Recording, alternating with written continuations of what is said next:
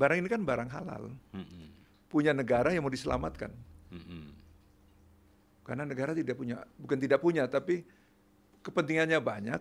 Jadi ini dikerjakan oleh swasta. Dan Agung Sedayu satu di antara 49 PSN seluruh Indonesia sejak tahun 2016. Beberapa perusahaan, anak perusahaannya memang benar, saya di rootnya. Tetapi holding besarnya saya presiden direktur. Saya kasih analog aja. Banyak menteri kita, dia jadi pejabat, tetapi tidak kan misalnya dari pebisnis, dia tetap menjadi pimpinan perusahaan. Ini menjadi satu tren isu yang kita lebih melihat dulu proyek ini apa sih? Apa itu PSN? Apa itu PIK 2? Ya, jadi saya ingin menjelaskan pada kita semua.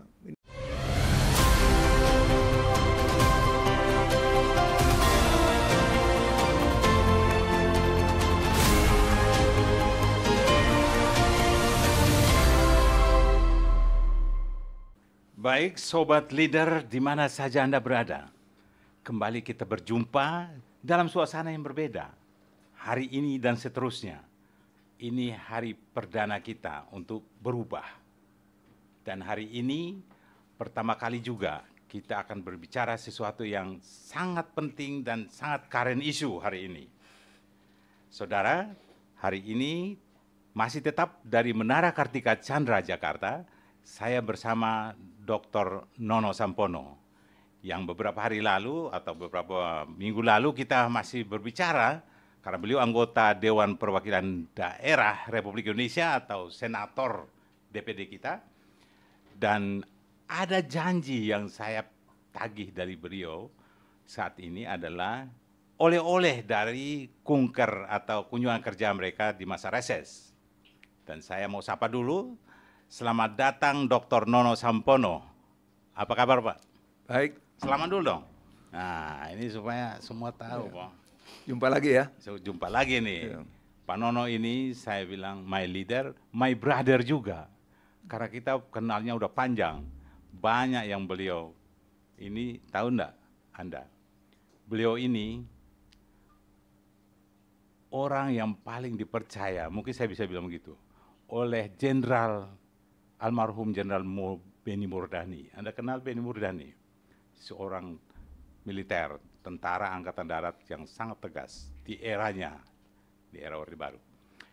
Dan beliau, kalau kita bilang titisan, bisa bilang begitu ya, Pak Nono? Ya, saya banyak belajar. Banyak belajar dari Jenderal Benny Murdani. Seorang marinir Angkatan Laut, tapi satu-satunya yang diminta oleh Jenderal Benny Murdani untuk mendampingi beliau sampai akhir masa hidupnya. Saya menjadi ajudan. Dari ajudan sampai tingkat akhir beliau adalah Letnan Jenderal TNI Marinir Purnawirawan, Dr. Nono Sampono. Dan karya-karya beliau saya sudah bicarakan beberapa minggu lalu, masih di podcast Leader Channel juga.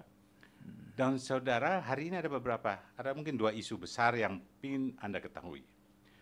Karena Pak Nono sebagai anggota DPD, ternyata beliau juga adalah Direktur Utama Agung Sedayu Group, pimpinan yang kita kenal Akuan, Bapak Akuan, atau owners dari Agung Sedayu Group, yang sekarang ini lagi rame dibicarakan di publik setelah majalah Tempo turunkan berita utama dengan cover Pak Akuan, Pak Sugianto Kusuma atau Akuan.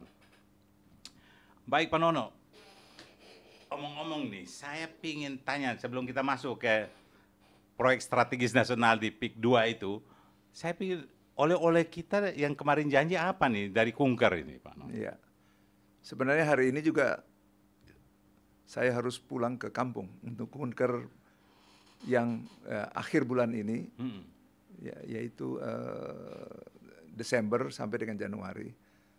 Tetapi seperti janji saya yang lalu, oleh-oleh yang lalu, apa yang dilakukan selama itu. Kan pengawasan ya? Gitu. Sebenarnya rutin saja, cuman kemarin itu ada pengawasan tentang pilkada serentak. Ya, Dan saya melihat bahwa secara umum dibandingkan dengan Pilpres dan pemilu yang lalu lebih soft. Walaupun ada riak-riak dinamika di bawah, itu masih dalam hal yang wajar. Kita lihat DKI Jakarta saja, selesai. Rencana semula mau naik ke MK, tidak jadi. Dan semuanya menerima. Umumnya demikian. Kalau di Maluku, di provinsi juga demikian, 3 pasang kandidat, kemudian semua kabupaten dan kota, 9 kabupaten dan 2 kota ini juga berjalan. Sepertinya kalaupun ada ya sekarang masih berproses dan mudah-mudahan dilalui dengan baik. Dan saya dari Komite 2 kebetulan melihatnya, karena sudah bergeser dari Komite 1, tidak melihat dalam hasil, tapi ada hal yang menarik. Kami ditugaskan dalam konteks bagaimana proses logistik. Logistik dan kemudian termasuk bagaimana surat suara itu setelah didistribusikan, dicoblos, ditarik lagi dengan secara bertahap dan kemudian nantinya ini disimpan dulu dalam beberapa saat, kemudian ke depan nanti menjadi apa ini barang, menjadi sampah dan seterusnya. Itu bagian dari yang kita lihat kemarin. Dan kemudian menurut saya memang saya kaitkan aja dengan apa yang pernyataan Presiden yang baru saja ini menarik. Bahwa untuk pemilihan pejabat daerah, kabupaten, kota, gubernur selayaknya dievaluasi kembali. Karena pertama adalah soal anggaran terlalu besar. Yang kedua, pengkotak-kotakan masyarakat itu terjadi. Ya bayangkan kalau di kabupaten kota sudah terkotak-kotak, sampai ke gubernur juga terkotak-kotak. Nah, dan ini kurang baik. Jadi apalagi diperhadapkan dengan, bayangkan Presiden menyatakan 2 hari kita menghabiskan sekian triliun. Nah ini persoalan. Nah, sementara negara-negara kita yang misalnya diambil contoh India, kemudian negara-negara di Asia sini memilih untuk lebih murah, lebih cepat, lebih efisien, efektif. Artinya bahkan ada yang langsung cepat jadi hari itu tahu. Tapi evaluasi itu memang dan uang begitu banyak. Kalau didaya gunakan untuk kepentingan rakyat, kan mulai dari makan gratis bagi murid-murid kita, anak sekolah, kemudian mungkin beasiswa, mungkin bangun rumah sakit, bangun sekolah, dan seterusnya. Betul, memang demokrasi yang Indonesia saat ini, orang bertanya-tanya, di mana demokrasi Indonesianya yang basisnya pada Pancasila, sampai hari ini pro kontra masih terus berjalan. Ya, menurut saya kita harus belajar dari negara lain. Saya ambil contoh misalnya Uni Soviet, ya. Setelah kejatuhan komunis, mereka juga melakukan reformasi. Nah, reformasi yang dilakukan terutama dari aspek politik. Pada saat awal kepemimpinan Gorbachev dan Boris Yeltsin itu mereka menggunakan demokratisasi ala Eropa. Eropa maksudnya Eropa, Amerika, kemudian Inggris dan lain sebagainya. Sehingga boleh dibilang tidak sesuai. Dan yang terjadi negara itu pecah menjadi 15. Indonesia, nah, kita harus belajar dari situ. Negara kesatuan yang masih karena kegagalan reformasi dampaknya bisa perpecahan. Betul. Ya, Yugoslavia, Cekoslovakia. Jadi memang Indonesia ini mampu mempertahankan negara kesatuan dari setelah pecah-pecahnya Soviet dan Yugoslavia. Tapi memang kan basically masyarakat kita itu bukan masyarakat individualitis. Betul. Hanya masalahnya bagaimana masyarakat nanti yang evaluasi. Komunal, ingat. Bagaimana evaluasinya nanti supaya ada kesepakatan. Bagaimana supaya murah. Saya pribadi melihatnya. Tapi belum ada evaluasi di kalau DPD, presiden, wakil presiden, kemudian anggota DPR, kemudian anggota DPD, tingkat pusat ya oke. Ya tingkat daerah ya menyatu aja dengan. Tinggal nanti evaluasinya kita tunggu. Tapi kemudian apa? Oleh-oleh lain selain pilkada? Ya itu, jadi memang ada 2 rutin pekerjaan titipan dari komite. Kalau kami adalah masalah sumber daya alam, pertanian, kemudian perhubungan, kemudian semua berkaitan dengan kemitraan dari proyek strategis nasional tidak masuk karena di Maluku baru dipersiapkan satu yaitu Blok Masela. Ya, Blok Masela itu memang ini saya yang akan datang ini saya mengajak kepala balai jalan untuk ke tempat-tempat di mana secara prioritas sangat diperlukan transportasi jalan biar lancar, jalan-jalan mana yang harus dibangun. Termasuk di daerah Maluku Barat Daya dan Maluku Kabupaten Kepulauan Tanimbar. Karena itu nanti menggunakan onshore, jadi pulau akan menjadi basic sarana prasarana maupun logistik, dukungan logistik dan lain sebagainya. Ada pipa dari sumur ke pulau-pulau yang ada di sana. Baik. Sarana jalan belum beres. Nah, itu Pak Nono nanti. Rencana saya kalau ke Ambon ini kita ke arah sana lagi. Ya. Itu pasti tuntutan kan anggota DPD dari Maluku ya. Baik Pak Nono, ini kita mau masuk di wilayah agak panas nih lagi hari-hari ini nih. Dan saya tuh sampai bertanya-tanya juga, Pak Nono ini di samping anggota DPD, ya, tapi juga ternyata saya baru tahu Pak Nono adalah Dirut sudah 14 tahun, Direktur Utama Agung Sedayu Group, yang hari-hari ini setelah majalah Tempo turunkan cover story Pak Akuan, itu jadi rame. Tapi saya baca di majalah saya boleh koreksi ya. Pak Nono nggak ada di situ. Saya boleh koreksi. Boleh? Beberapa perusahaan, anak perusahaannya memang benar, saya dirutnya. Tetapi holding besarnya saya presiden direktur. Oh, dia holding besar itu dari Agung Sedayu Group itu adalah presiden dari Agung Sedayu Group. Ya. Nah, berarti di bawah itu ada lagi anak-anak perusahaan. Anak perusahaan, kemudian beberapa sebagian besar dari mereka pegang jabatan sangat strategis. Tidak juga. Itu Ya? kepercayaan aja. Saya sempat menjadi ada 5-6 bulan, saya ingat pertama saya masuk, di sana ada Pak Freddy Numberi, kemudian waktu itu sudah berapa tahun nih Pak Nono? Tidak salah ada Bang Yos. Oh Bang Yos pernah di situ juga? Pernah juga, ya kami sama-sama di komisaris, kemudian Bang Yos menjadi kepala BIN, dia lepas. Sudah ingat saya dengan Pak Freddy, kemudian 5-6 bulan saya ada pergeseran dalam eksekutif manajemen, saya terpilih dipercaya untuk menjadi presiden direktur. Itu penunjukan langsung apa?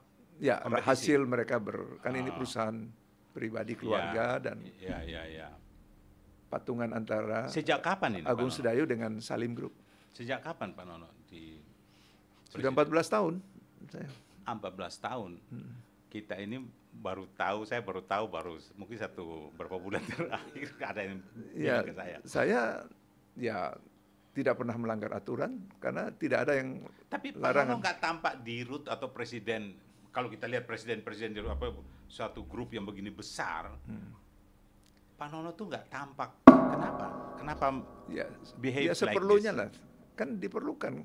Yang penting manajemennya jalan, perusahaan-perusahaannya jalan dengan baik, pajaknya dilakukan dengan benar dan tidak melanggar aturan, dan kemudian semua persoalan diselesaikan. Saya sering juga lihat muncul, Saya lihat gini Pak Nono, di samping DPD juga mimpin Agung Sedayu Group sebagai presiden direktur. Ini kan pekerjaan besar, bagaimana membagi waktunya ini? Saya kasih analog aja. Banyak menteri kita, dia jadi pejabat, tetapi misalnya dari pebisnis, dia tetap menjadi pimpinan perusahaan pribadinya jalan. Betul. Ya, semua mengenal, beberapa menteri kita semua partai tidak juga. mendengar ketua partai, dan sepanjang itu dilakukan dengan baik, dengan benar. Sesuai aturan. Saya yang lalu kan 2 periode jadi pimpinan DPD. Jalan semuanya. Dan tidak ada saya memanfaatkan sama sekali posisi saya untuk kepentingan-kepentingan yang tidak semestinya.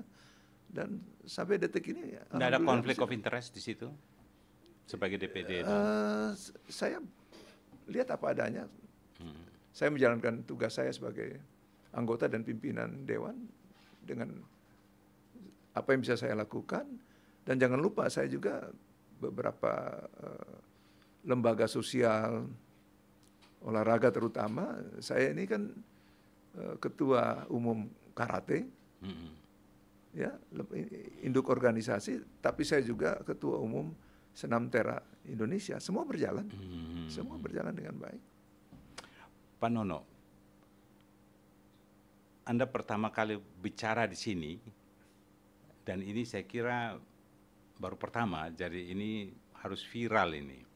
Karena Pak Nono ini, kalau kita baca, beliau bicara ini setelah kita lihat ketepatan dengan cover story Tempo tentang bosnya Pak Nono, atau Akuan. Dan itu menjadi pro kontra di mana-mana. Ini apa sih yang terjadi sebenarnya? Sebenarnya Pak Nono soalnya tidak ada di dalam tulisan majalah Tempo itu. Begini, sebelum ke arah itu, saya pikir ini percikan, atau lebih tepatnya gelembung dalam arus, sebuah arus. Yang gelembung itu apa ya? Dia ngikuti arus di atas, kemudian dia pecah. Jangan kita melihat itunya. Kita melihat bagaimana arus sungai ini yang besar dari hulu hilir sampai ke hulu, ya, hulu sampai ke hilir, dan ini hal yang sangat penting. Ini yang tertutup oleh isu-isu yang kayak gelembung tadi itu, yang menurut saya bukan untuk ini menjadi satu tren isu yang kita lebih melihat dulu proyek ini apa sih, apa itu PSN, apa itu PIK 2. Ya, jadi saya ingin menjelaskan pada kita semua, ini kan masalah informasi. Selama ini informasi selalu datang dari sepihak dengan derasnya. Nah, kemudian kalau saya lihat ada kepentingan politik mungkin, ada kepentingan ekonomi dan lain-lain. Nah, tapi intinya begini, saya ingin menyampaikan bahwa mari kita melihat secara objektif ini ada apa di sana sebenarnya.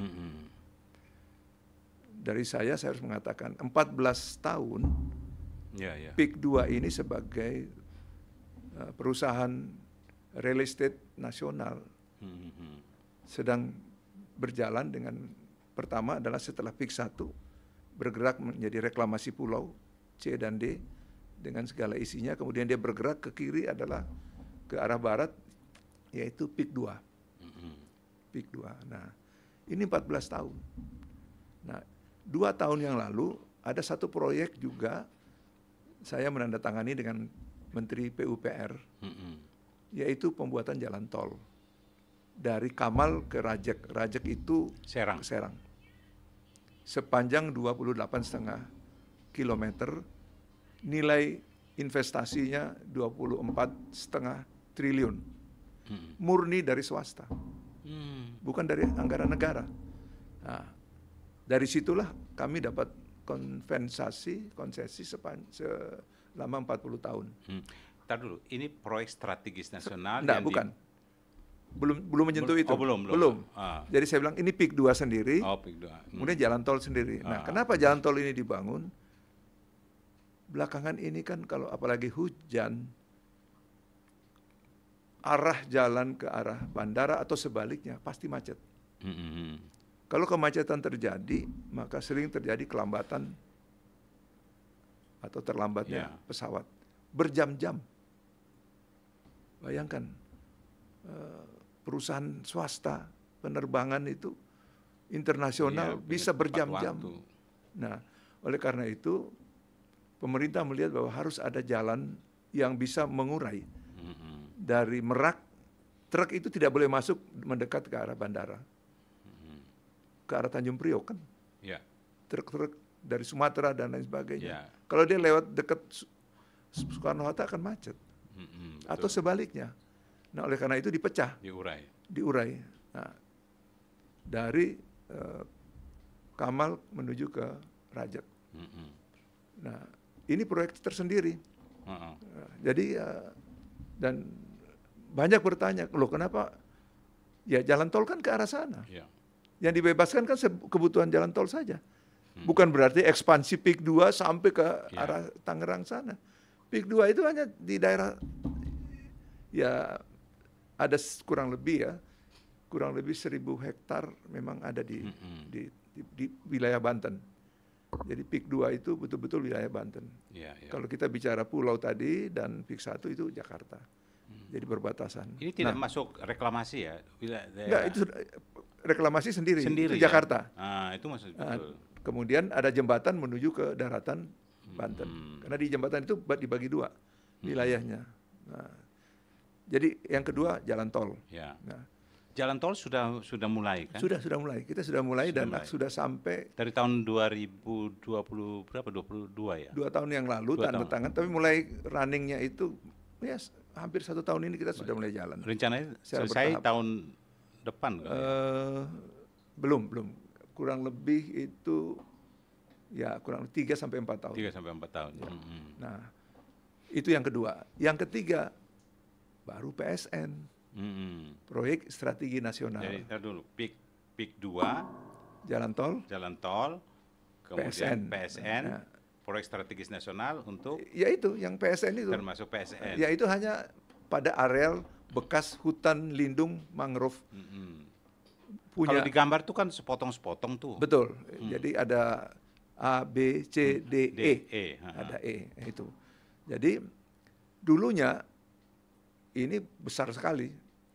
Mungkin diperkirakan sekitar 1.600 sekian hektar. Tapi sekarang tersisa tinggal 91 hektar. Kemudian dalam rencana proyek strategi nasional ini harus direhabilitasi. Karena tanah-tanah ini yang tadinya milik negara kena abrasi dari pantai. Kemudian banyak yang sudah digarap juga oleh masyarakat, menjadi tambak, menjadi macam-macam lah kira-kira. Nah, ini kan harus diselamatkan.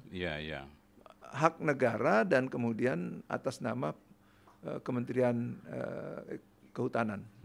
Ya, itu yang di atas yang punya lahan itu. Banyak terlibat di situ. Nah, jadi dia merupakan ya titik-titik yang tadi kalau kita lihat di dalam ini saya kalau gambar itu kan ada kayak tapi Tanjung gitu. Nanti kita jelasin itu. Nanti dijelasin di gambar aja. Ya. Tapi saya pengen tahu, ini kan rame ini kok tiba-tiba ada beberapa teman-teman dari LSM atau ormas-ormas yang datang ke DPD, ya kan, mengadu soal masalah PIK 2 ini.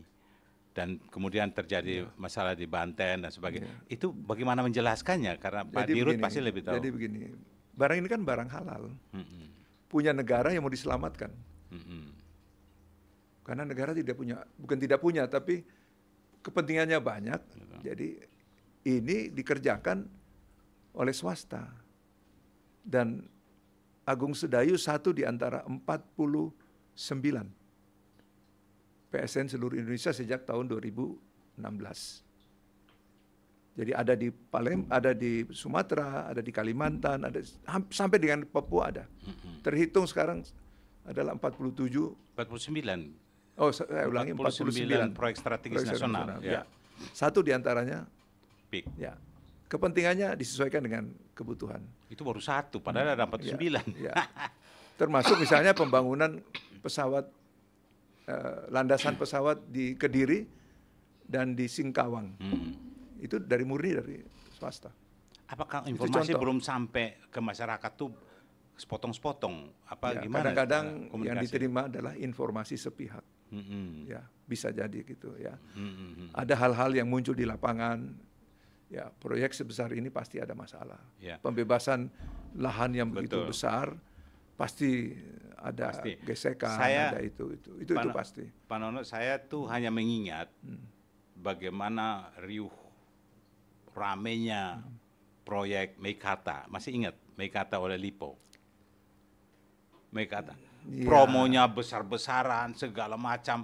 Tapi akhirnya kita lihat fakta di lapangan, itu nggak jelas arahnya itu mau kemana. Tapi kebalikan dengan ini Ya. Tidak terlalu banyak promosi. Ini mirip menurut saya ya. Coba. Zaman dulu ingat Taman Mini dianggap sebagai proyek mercusuar, itu juga gejolaknya rame. Ya, pasti ada rakyat seperti itu. Nah itu pengalaman kita banyak seperti itu, dan ini memang proyek boleh saya katakan bahwa ya karena dia berhimpitan dengan PIK 2 tentu akan ada di mana, apalagi dikait-kaitkan Pak Aguan ini juga tokoh yang ikut terlibat dalam proses pembangunan, bukan pembangunan di IKN. Ya, wajar kalau potensi dari swasta dalam negeri ikut terlibat. Sambil tentu yang dari luar mungkin kalau ada ya, tapi paling tidak potensi dalam negeri harus masuk. Ini ibu kota negara kita kok. Betul. Dan sudah oleh undang-undang sudah disahkan. Mau apa lagi? Ya, jadi kira-kira gitu. Jadi kembali ke tadi. Jadi ini aset negara yang diselamatkan. Yang tadinya hanya 91 hektar kurang lebih, targetnya adalah 515. Uang yang diperlukan untuk ini semua rehabilitasi, termasuk pembebasan tanah dan lain sebagainya, terhitung 39, sekian triliun. Hampir 40 triliun. Ya.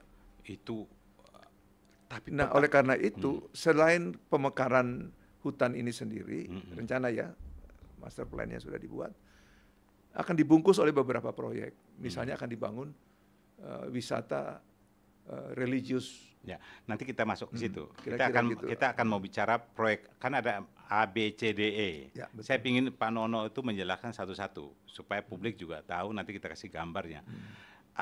Tapi saya mau tahu strategi apa sehingga Pak Nono sebagai dirut dari atau presiden direktur dari Agung Sedayu ini memilih tidak seperti gembor-gembor mercusuarnya seperti Mekarta. Ini kita ngomong itu karena itu gagal soalnya. Yang pertama, kita selamatkan hutan. Yang tadi hutan lindung, tapi statusnya berubah menjadi hutan produktif. Hutan produksi maksudnya. Sehingga semua yang ada di sekitarnya itu tidak akan ada fasilitas sarana prasarana yang tidak apa istilahnya serba hijau. Nanti akan ada proyek di situ. Jadi bukan bangunan-bangunan megah pencakar langit, tidak ada di sekitar situ. Yang ada adalah semua berbau hijau. Apa namanya? Karena fasilitas yang dibangun itu hanya membungkus dan mengamankan area-area hutan itu. Nah, jadi sifatnya hanya melindungi. Betul. Ya. Ini kan proyek di samping mendatangkan manfaat secara pariwisata untuk bisa bagaimana menutupi anggaran yang 40 triliun itu. Betul. Jadi ini proyek yang sekarang ini ramai di publik. Kan kita setelah baca Tempo atau dengar dari yang diletupkan oleh media-media sosial, itu sangat miris. Dan kalau dengar penjelasan Pak Nono yang baru sedikit ini, saya pikir perlu kita dalami. Yang saya ingin tanyakan, kan sampai di Banten itu, kayak Pak Said Didu itu kan salah satu tokoh yang memperkarakan di sana juga, dan kayaknya dia juga dilapor balik, dan jadi kita tidak jelas arahnya. Sedikit nggak bisa nggak jelasin itu masalah? Saya menyampaikan fakta, ya. Saya tidak menuding, tapi fakta bahwa Pak Said Didu itu punya lahan ada di sana beberapa hektar. Kalau tidak salah, karena ini bukan berhubungan dengan saya langsung, kan pihak bawah lah yang menyelesaikannya. Yaitu kalau tidak salah itu ditawarkan untuk kita membeli. Nah, persoalannya adalah mungkin tidak ada kesesuaian harga. Ya, itu faktanya ya, faktanya. Bukan saya menuding, tapi adanya begitu. Nah, satu, yang kedua, beliau mungkin ya sebagai seorang aktivis, pejuang mungkin memperjuangkan sesuatu yang menjadi idealismenya. Nah, diangkatlah beberapa kasus mungkin, dan menurut dan dalam kenapa beliau juga dilaporkan oleh Abdesi, karena dalam pernyataan beliau menuding kami ada kerjasama dengan dalam proses di lapangan dengan kepala-kepala desa dan lain sebagainya. Jadi bahwasanya pelibatan kepala desa itu tidak bisa dihindari karena semua proses administrasinya harus melalui kepala desa. Ya, betul. Tidak langsung kita karena itu kan dilihat lagi alas hak dari surat itu, misalnya ada girik, ada hak untuk hak apa istilahnya hak garap dan lain sebagainya. Itu semua kan harus melalui desa prosesnya. Tanah milik negara semua kan itu Dulunya itu yang tadi saya katakan. Kenapa dia kalau dilihat dari itu ada ABCD itu adalah titik-titik di mana lahan itu perkiraan saya sekian tahun yang lalu itu menyatu. Ya. Biasanya kalau kayak gini kan Gusur kasih hak kerohiman gitu kan? Ya, kerohiman. Iya berapa persen dari total lahan itu dari berapa ya? Sudah mencapai 1000-an. Berapa? Sekarang ini sebagian besar tuh tambak. Tambak kan? Ya, total. ada sedikit pemukiman, ya itulah rumah-rumah rakyat yang harus katakan direlokasi lah. Relokasi. Itu ada totalnya semua berapa hektar? Kalau dengan bolong-bolongnya dengan rencana yang mau kita itu kurang lebih 1.600 hektar. 1.600. Kalau dengan jalannya berarti 1.800. Sekitar hektar kurang 1.800 lebih. hektar ya. Tetapi targetnya tadi itu tidak semuanya dijadikan. Iya. Pak Nono, sebagai dirut pasti Anda tahu tentang bagaimana pembayaran berapa persen yang sudah menerima dan masih berapa persen yang belum menerima, atau semacam hak kerohiman atau ganti rugi kalau mereka sudah punya sertifikat. Yang sudah kami selesaikan tentu itu akan diratakan, dipersiapkan. Sudah terima kan? Sudah terima, dan yang belum ya masih apa adanya. Cuman yang terjadi kadang-kadang juga bolong-bolong. Jadi gini, yang ini sudah dibebaskan, yang ini masih ada, belum. Nah dia tertinggal sendiri di situ kan. Ini kan mau nggak mau karena proyek sudah punya target, kan harus didorong. Tapi itu ya kalau misalnya masih ada ya, dia tetap masih ada di situ. Bagaimana hadapi orang-orang yang masih kayak di Tiongkok atau di mana itu, jalan tol ini tapi terpaksa jalan tol belok, dia sendiri di rumah di tengah-tengah itu. Gimana hadapi orang kayak begini yang keras, kekeh tetap mau di situ, dia nggak mau pindah? Kalau di Tiongkok saya kira nggak begitulah.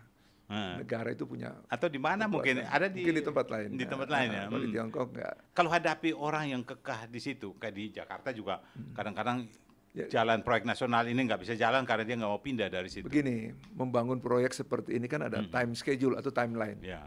Kan ada batas waktunya yang jangan menunggu hanya karena ini tidak jalan. Kan gitu. Nah, bayangkan pekerja yang terlibat di sini, kita sudah berhitung sekitar 6.000, hampir 6.500. Itu yang langsung. 6.500 pekerja. Itu ada dari Tiongkok juga tenaga kerja dari luar? Satu orang pun tidak ada. Karena ini ada rame nih, katanya sejumlah tenaga kerja. Pada waktu kita sewa, ini lain lagi, waktu reklamasi, kan ada kapal-kapal.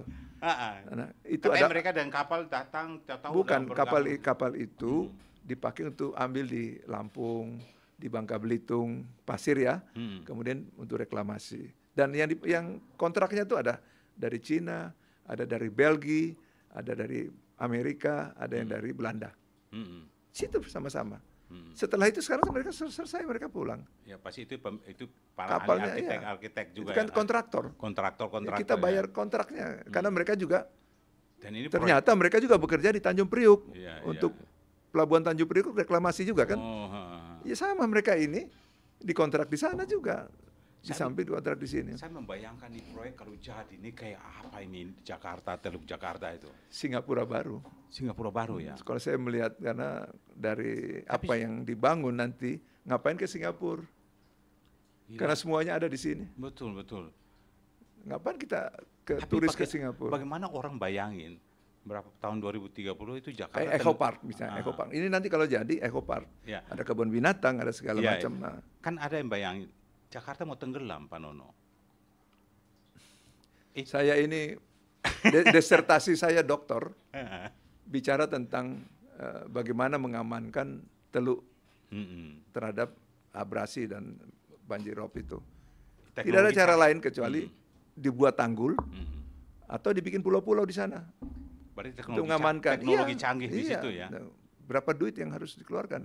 Satu pulau itu kami hitung pada tahun yang lalu, beberapa tahun yang lalu reklamasi itu dengan pembangunan infrastruktur 28 triliun. Satu pulau reklamasi. Ya. Jadi kembali ke tadi, pekerja itu yang ini aja menyerap kira-kira 6.000, hampir 6.500 yang langsung. Yang tidak langsung itu 2 kali lipat, hampir 15. Masyarakat di daerah Banten ini yang punya apa mereka bekerja di situ? Iya dong. Oh, terlibat juga? Iya dong. Dari mana? Ada yang bilang mereka kasih harus tempat yang layak dong. Mereka nggak nelayan lagi, dan mereka harus kerja di mana katanya begitu. Nggak bertambak lagi, katanya harus kasih kerja di mana mereka itu. Ada, dan bahkan ada anak-anaknya beasiswa dan sebagainya. Itu ada program itu sosial. Ini menarik sekali. Terus tanya kepada pemerintah daerah, berapa PAD yang akan diterima? Sudah terhitung semua. Anggaran pembangunan sekian, ini nilainya sekian. Yang sampai dengan mendekati 40 triliun itu, berapa PAD yang diterima oleh daerah, kabupaten, provinsi, jadi berapa tenaga kerja, berapa nilai ekonomi yang ada semua. Pak Nono, proyek ini kan proyek besar. Ini mau bilang proyek mercusuar atau proyek raksasa yang luar biasa, menelan biaya yang bukan sedikit. Selalu orang bertanya, studi kelayakan dan sebagainya, sampai AMDAL dan sebagainya. Bisa sedikit nggak jelasin? Kan pasti di 14 tahun, pasti bukan sedikit semua kajian yang sehingga sampai pada saat ini. Proyek sebesar PIK 2, apalagi ditambah lagi dengan PSN. Tentu AMDAL itu menjadi terdepan. Karena di situ dampaknya bukan hanya dampak lingkungan, fisik, tapi juga harus dihitung dampak sosial. Ya kan? Misalnya akibat dari pembangunan ini, pulau apa yang dirasakan oleh nelayan misalnya. Kan ada pergeseran. Teluk Jakarta itu misalnya dengan ada 13 kurang lebih sungai dan di situ ada pelabuhan perikanan, pasti terkena dampaknya. Nah, dari situ kan sudah kita harus berpikir bagaimana dampak sosial itu. Nah, kebetulan disertasi saya ke situ. Waktu saya ngambil dokter. Pak Nono, ini proyek sudah 14 tahun, kalau dihitung PIK 1 itu, PIK 1 sampai sekarang sudah berapa tahun ini? Oh, mungkin PIK 1 itu kalau nggak salah itu dibangun kurang lebih 20 tahun. Ya. Nah, PIK 2 dengan proyek strategis nasional ini, kira-kira jadinya kalau dia mulus ya, berapa tahun Pak Nono? Hitungan dari prediksinya. Awalnya kita berhitung tanpa PSN ya. PIK 2 ini aja mendekati 35 tahun. 35 tahun. Ya, tetapi dengan pernah kan di istilahnya dihentikan sementara. Karena dianggap tidak memenuhi rencana awal, karena waktu reklamasi kita menggabungkan 2 pulau. Padahal itu hanya masalah teknis saja, tapi tidak apa-apa kita mengikuti. Jadi kira-kira sempat tersendat hampir 2 tahun tidak bekerja untuk menunggu ini beres dulu. Kalau dari sekarang 2024 ini ke sana masih berapa tahun? Ya, karena tinggal hitung aja tadi, rencananya 35 tahun, kalau sekarang sudah 14 tahun, kan masih 20 tahun lagi ke depan. Semua infrastruktur. Ini di luar PSN ya? Ya. Karena ini kalau tunggu uang negara, pemerintah, APBN, saya kira Pak Nono, berat karena APBN juga mesti pinjam dari luar atau macam-macam. Tapi ini kan uang swasta, kenapa mesti butuh waktu yang lama? Swasta kan melakukan, nanti dalam tempo 50 tahun, lalu ada pengembaliannya, ada semacam kerjasama ya, join kerjasama situ dengan pemerintah. Ya, swasta ini kan juga pinjam dari bank, dan kan ada prosesnya, tidak langsung. Ya, bank kan juga tidak ujuk-ujuk langsung dikasih pinjaman 40 triliun, kan ada tahapan. Ini dulu dilihat pekerjaan berapa persen, ini jalan atau tidak, itu kan ada evaluasi, ada studi, kajian bahwa oh ya ini jalan, ini tidak jalan. Ngeri sekali Jadi kalau pihak bank itu tetap ya, mengikuti. Jadi Kan tidak dia- ada pinjam itu langsung sekali dibuka. Enggak, Jadi itu planning sampai 35 tahun itu sudah dihitung ya. sudah terhitung. Ah, Itu kalau mulus.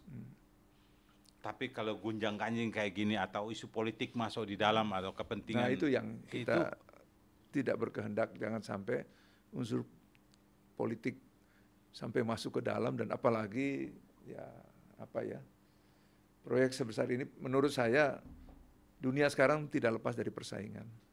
Ya itu aja saya harus katakan, persaingan ekonomi, kemudian ada muatan-muatan politik apalagi tentu akan, tetapi saya percaya bahwa pemerintah dalam hal ini, apalagi pemerintah yang baru,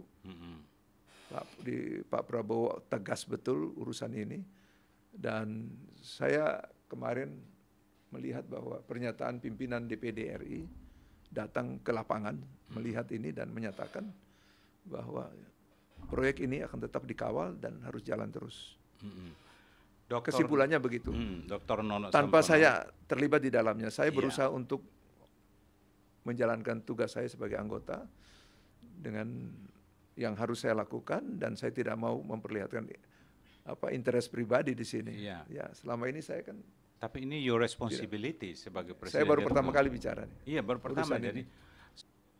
perlu enggak menjelaskan ini di mungkin secara formal di lembaga-lembaga formal setiap kesempatan itu, di baik di kementerian maupun apa atau ke publik, step by step, karena proyek besar begini yang kekhawatiran kita adalah kalau ini tidak dijelaskan dengan baik, kita kan tidak tahu 35 tahun itu seperti apa, atau tinggal kurang dari 14 tahun 15 tahun kemudian perubahan sistem politik kayak apa. Ini yang perlu mesti dijelaskan, bagaimana sama-sama mengawal. Makanya membangun sesuatu yang sebesar ini tentu harus ada dasar hukumnya. Ya, Itu dulu. ya.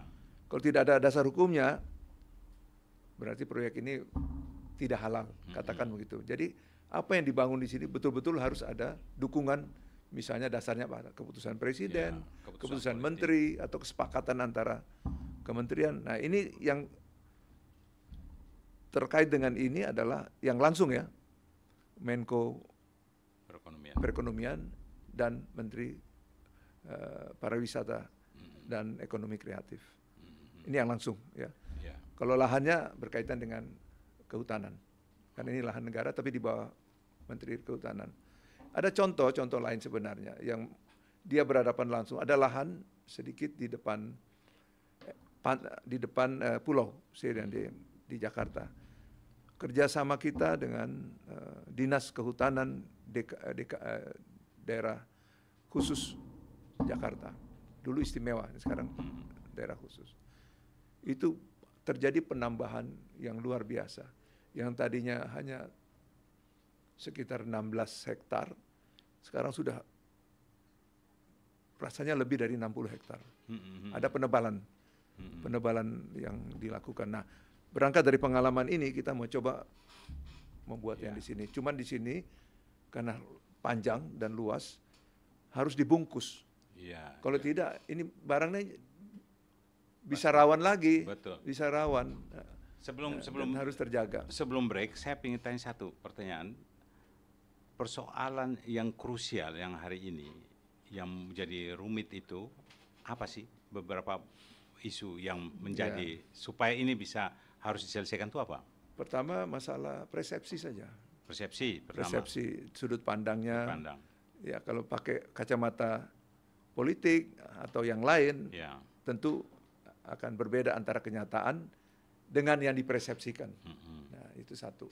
Yang kedua, mungkin diperlukan terus-menerus informasi diberikan pada masyarakat. Secara benar. Ya, secara benar bahwa ini loh yang kita lakukan, dan ini yang dilakukan adalah ada dasarnya, perintah dari negara dalam hal ini. Kalau kita bicara PSN kan keputusan presiden. Keputusan negara ini. Ya, jadi ya kita dasar itu sudah kita lakukan. Tapi tentu melalui kita paparkan ini loh rencana, feedback dari pemerintah, dari pariwisata ini begini bagaimana, panjang cerita ini. Sampai Dua dengan aja. Ya. Hanya dua itu isu aja yang Ya, perlu dijelaskan. pertama adalah Persepsi. ya. Kedua, Yang kedua adalah informasinya itu harus ya. lebih banyak. Jadi sehingga tidak mendengar dari Betul. hanya sepihak. Jadi Pak Nono, saya punya keyakinan dalam hidup saya dan saya tahu di semua sebagai wartawan kita kunjungi di berbagai negara.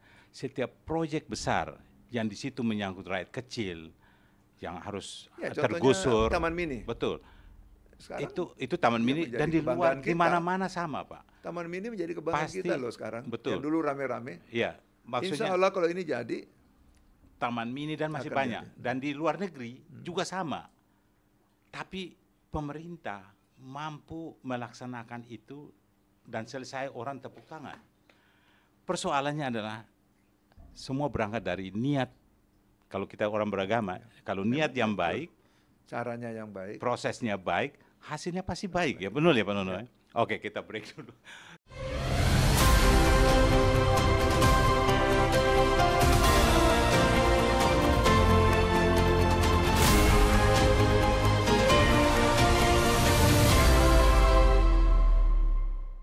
Sobat Leader, Anda masih bersama saya dan Presiden Direktur dari Agung Sedayu Group.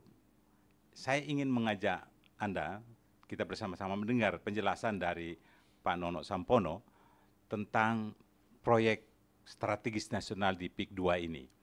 Dan ada proyek A, B, C, D. Nah, E. Jadi A, B, C, D, E ini A itu apa isinya? Kita kan nggak tahu. Coba saya langsung ya. Beliau ini Letnan Jenderal TNI Marinir. Pernah jadi dan Korps Marinir. Dan saya pernah ketika beliau dilantik saya datang dan saya kagum dan terakhir jadi dan pas pampresnya di era Presiden Megawati Soekarno Putri. Dan saudara, saya kira Pak Nono tidak mungkin, apalagi anak buah Pak Beni Wurdani, orang-orang yang punya integritas sehingga tentu ingin menjelaskan apa yang dia pimpin sekarang dan apa yang dia ingin hayalkan dengan proyek besar ini untuk Indonesia. Dulu Pak Ali Sadikin kan soal Taman Ya. Mini. Nah, sekarang Ya, Jenderal. jadi ini marinir ini yang hebat tuh kadang-kadang nggak kelihatan. Pak Ali Sadikin bahkan bikin apa? Taman Mini Indonesia dan protes juga dulu. Banyak orang protes. Tapi hari ini orang nikmati itu Taman Mini. Kedua, apa tahu? Semua tahu, Greyhound, ya kasino di Indonesia. Kasino, Pak Ali Sadikin sampai dia hadapin. Tapi sekarang orang hanya main di online aja sudah. Kenapa nggak turun ke darat? Gimana kita bicarakan? Oke, itu nantilah. Tapi Pak Nono, ini proyek A, B, C, D, E ini saya ingin Anda jelaskan ke publik. Ya. Apa itu proyek A di proyek strategis di PIK 2 ini? Tadi sudah saya jelaskan bahwa lahan yang tadinya mungkin menyatu sekarang dia bercerai. Ya. Kayak panu gitu ya. Nah, panu. Jadi tinggal setelah dicermati bahwa itu ada A, B, C, D, dan E masing-masing. Jadi sepanjang dari sekitar di Tanjung Kait sana itu ya sampai kemari itu ada beberapa titik lah katakan begitu, titik areal yang kita jadikan namanya A, B, C, D, E. Nah, jadi yang di A kita rencanakan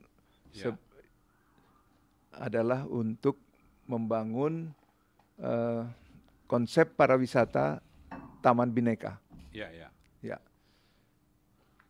Di sana akan dibangun semua rumah ibadah yang berlatar belakang agama-agama yang ada di Nusantara ini. Bukan masjid besar saja. Salah satunya masjid. Oh, ada gereja Katolik, ada gereja Protestan, ada wihara, ada kelenteng, semua ada. Nah, ini masalahnya Menteri Perumahan Ara Sirait itu kan menjelaskan bahwa akan dibangun masjid bertaraf itu internasional.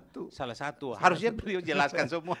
Sehingga orang-orang bilang, masa kita hanya dikasih bangun masjid doang? Jadi kita akan memiliki masjid, kalau lihat dari bangunannya mirip dengan mosque Blue Mosque yang di Turki. Turki ya, Blue Mosque ya. Ya, tapi lebih besar, lebih luas. Lebih luas. Karena ininya hampir sama. Ya. Dan semuanya ini terhitung kurang lebih 2,5 triliun. Jadi memang kita sengaja membangun.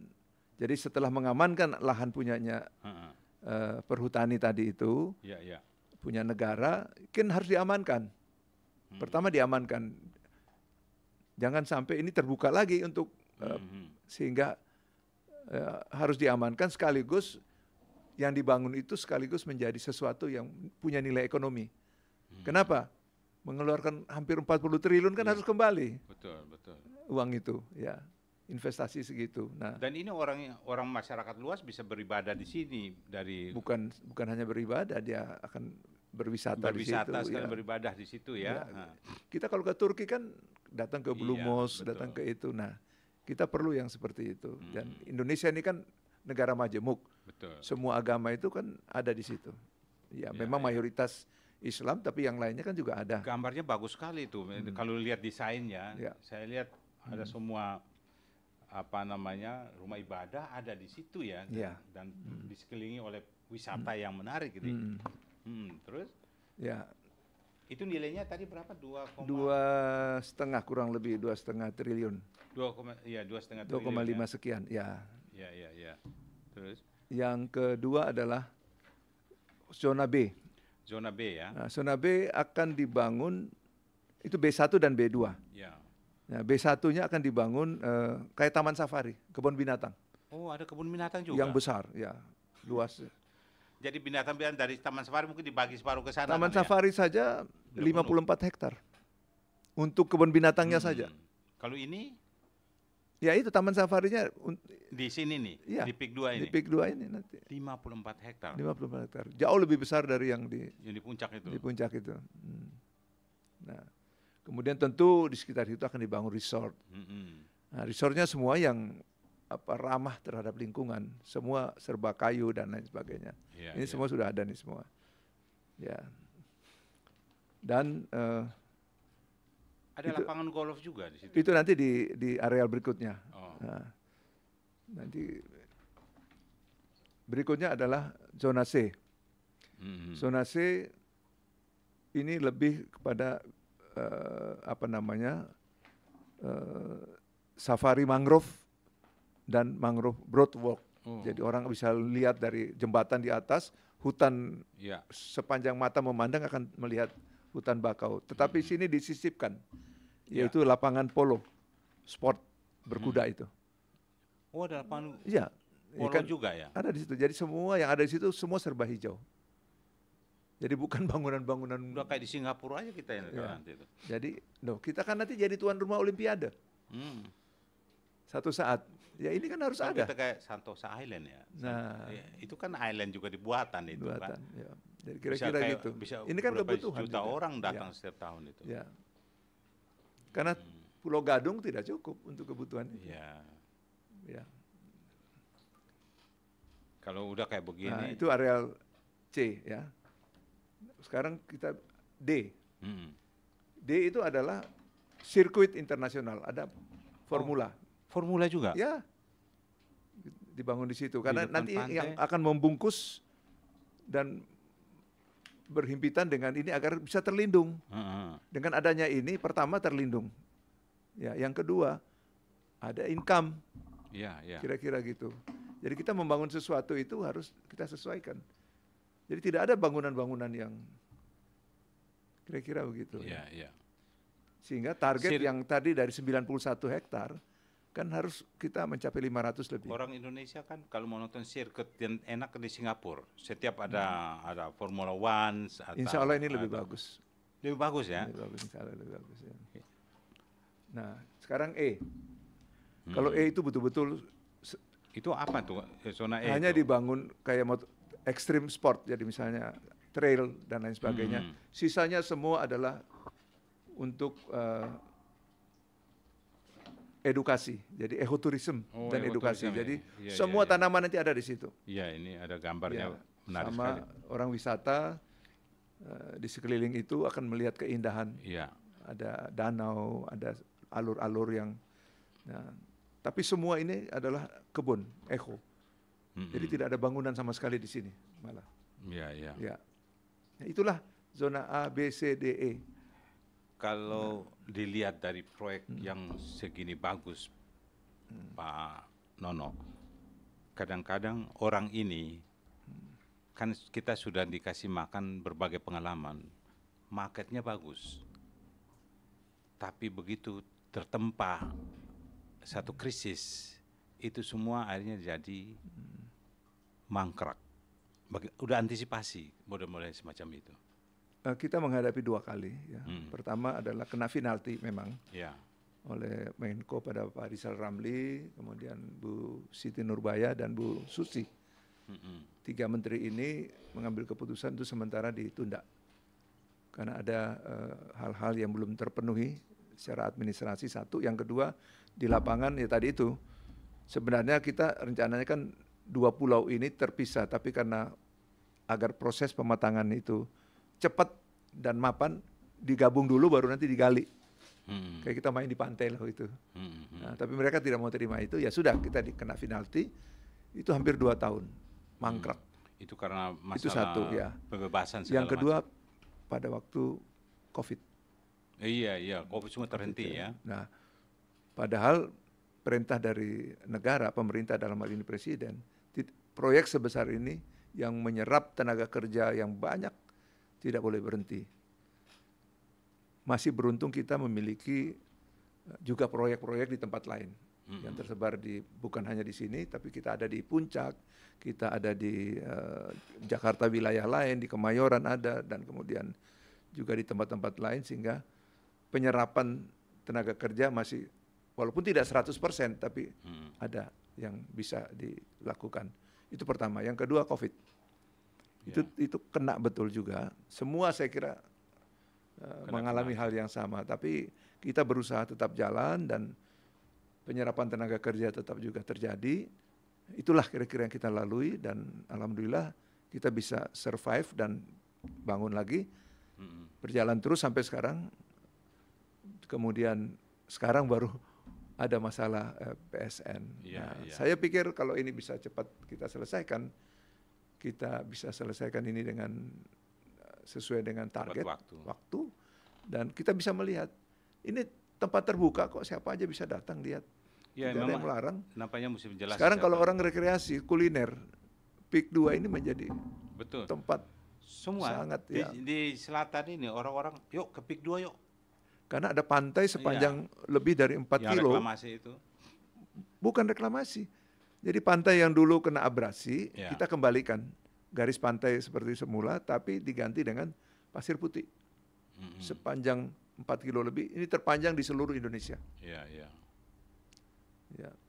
Itu. Jadi mungkin penjelasan memang tadi, supaya bagaimana persepsi publik ini bisa diluruskan, dan kalau masalah pembebasan yang bermasalah, yang orang nggak mau pindah. Saya tidak menafikan bahwa ada beberapa ya, tetapi berapa persen ya di antara yang berapa persen kira-kira yang masih kekeh nggak mau bergerak dari situ?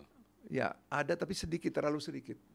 Nah, jangan sampai menurut saya ya, katakan masalah yang ini dia menjadi sesuatu alasan untuk mengharamkan barang ini kan.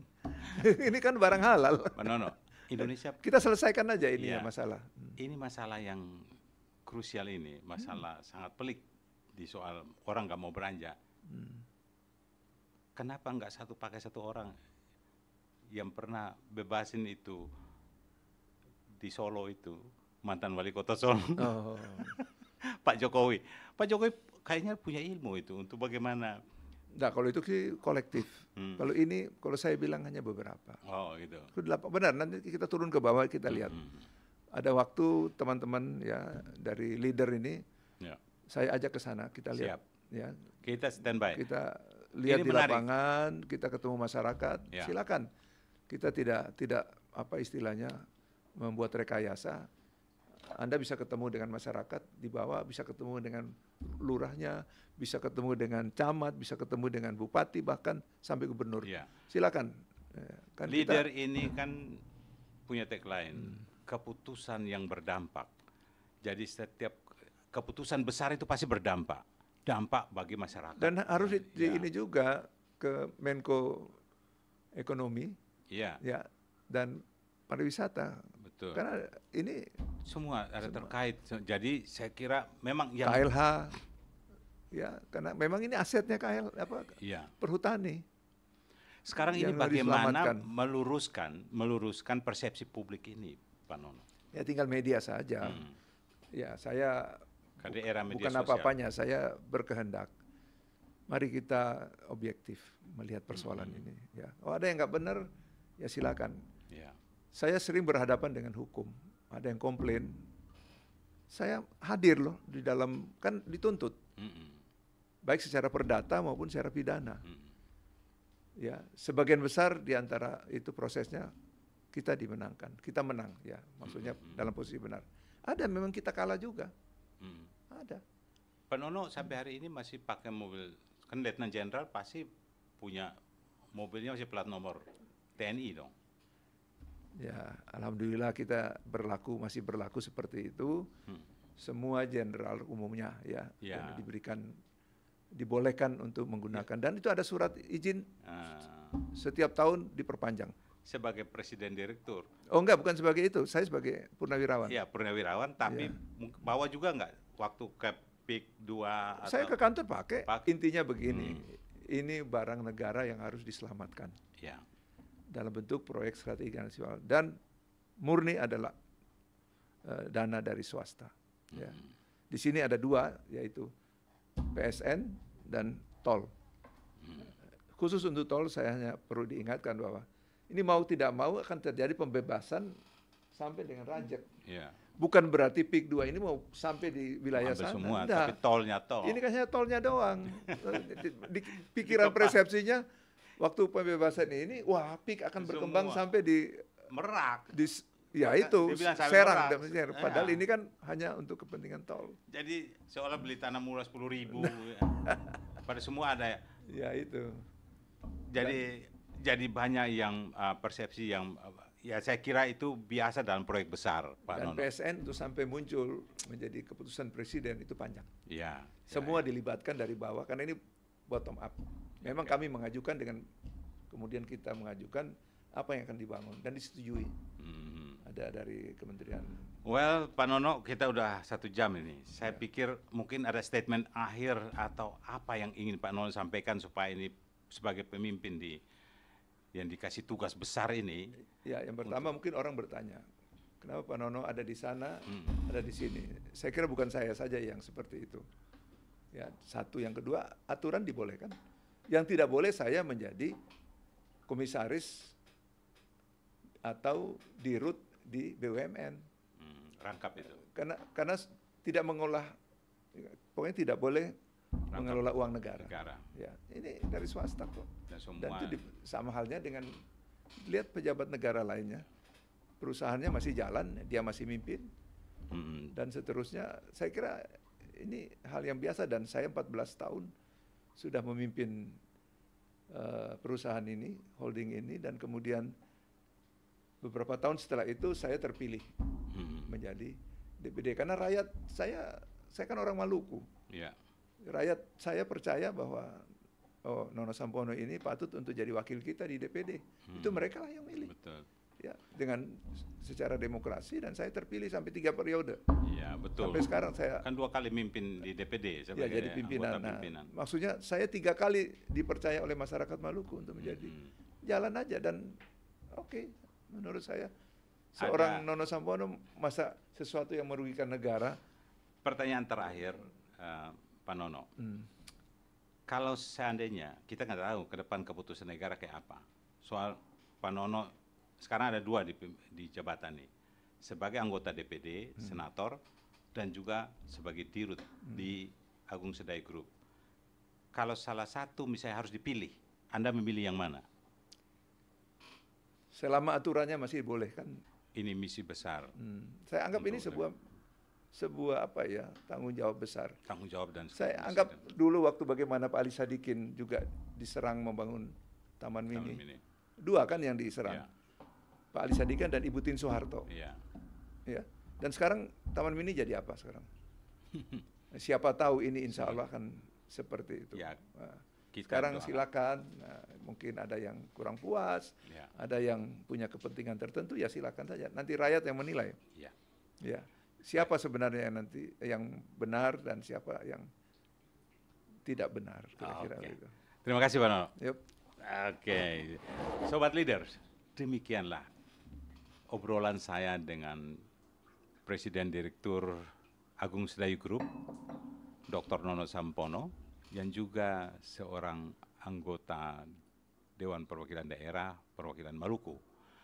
Dan mudah-mudahan apa yang kita bicarakan hari ini sedikit memberikan penjelasan kepada Anda semua, dan kita akan jumpa lagi dalam episode-episode yang lain yang kira-kira bisa menjelaskan secara detail satu persatu soal proyek strategis nasional di Indonesia, terutama masalah PIK 2 ini.